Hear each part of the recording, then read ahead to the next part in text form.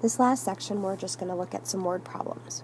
When you are solving word problems with inequalities, you're going to look for terms like at least, at most, more than, less than, things like that. Some of them are pretty simple. If you have more than, that would be your greater than symbol.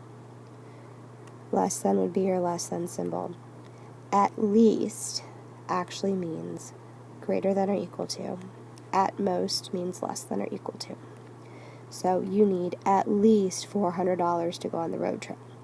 Means you can have more than $400, you can have exactly $400, but you can't have less. When I was in college, you could have at most 5 absences to pass a class. You could have exactly 5, you could have fewer than 5, but you couldn't have more than 5. Alright, so we have a store that's selling calculators. They have to pay $5.50 per calculator, and there's always a delivery charge of $25 for any delivery. We are going to sell the calculators for $8 each. So how many calculators do we need to have to produce a profit of at least $80? So we're going to sell the calculators for $8 per calculator. And out of that, we have to pay $5.50 per calculator plus a $25 delivery charge. And we need that profit to be at least $80.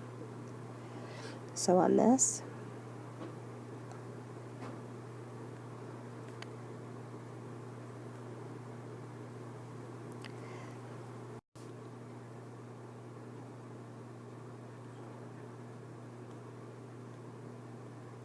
if I add 25 to both sides,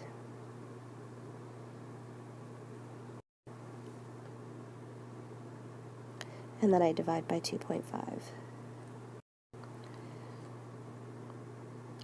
So the store must sell at least 42 calculators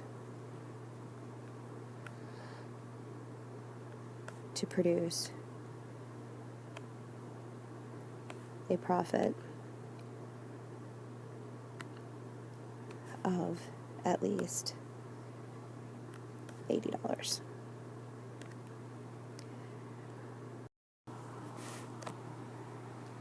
This next problem is a little bit trickier because we're looking for an average price per share. So what we'll do is we'll start by identifying our two variables. A will represent stock A, B will represent stock B, but what we're told is that B is really the amount of shares of stock A plus 100. That keeps us having only one variable in the problem.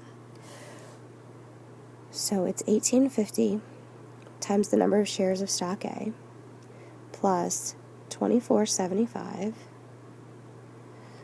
times the number of shares of stock B, which is A plus 100. And that needs to be, so we need the average. Remember, when you take an average, you add everything together and divide by the total. So we actually need the total of numbers of shares of A plus B. And that should be greater than or equal to 22. When I solve this, I want to clear this denominator, so I'm going to multiply both sides of the equation by 2A plus 100. So I'm going to multiply this 22 by 2A plus 100. And I end up with 18.5A plus 24.75A plus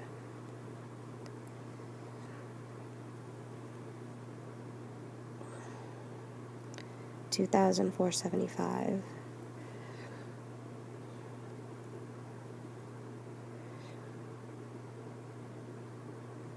Now I don't have to deal with fractions.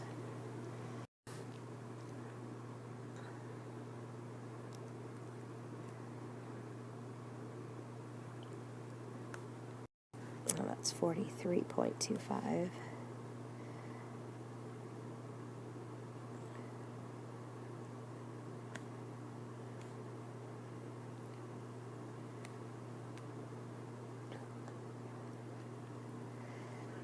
So from here, I'll probably subtract 43.25 from both sides and subtract 2,200 from both sides. So that gives me 275 here is greater than or equal to 0.75a. And when I divide by 0.75 on both sides, I get 366. I'll erase that.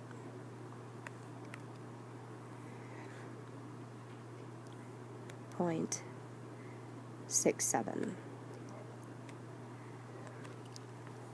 So what I'm going to do is I'm going to actually round that down to 366 because a has to be less than this number, so I can't round it up.